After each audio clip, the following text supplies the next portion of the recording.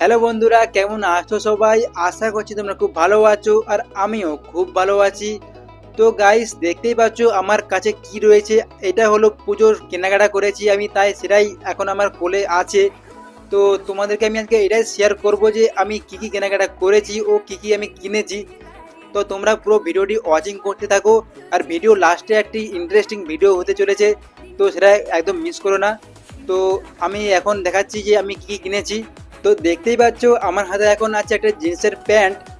আর দেখতেই পাচ্ছ এটা হলো একটি শার্ট। তো আর শার্টটা কেমন হয়েছে তোমরা একটু কমেন্ট করে জানিও। তো গাইস, দেখতেই পাচ্ছ আবার একটি জিন্সের প্যান্ট কিনেছি। আর এটা হলো একটি টি শার্ট। টি শার্টটা আমি একটু খুলে দেখাচ্ছি কিরকম কি হয়েছে, একটু আমাকে কমেন্ট করে জানিও। তো এই হলো সেই টি শার্টটি, তো কেমন হয়েছে তোমরা একটু কমেন্ট করে জানিও। তো এটা হলো একটি টি শার্টই বলতে পারো। তো এটাও কিনে এনেছি।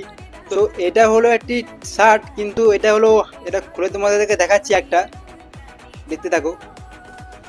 সো গাইস, দেখতে পাচ্ছ এটা আমি খুলে দেখালাম তোমাদেরকে, কেমন হয়েছে কমেন্ট করে জানিও। তো বন্ধুরা, দেখতে পাচ্ছ এটাও একটি টি শার্ট।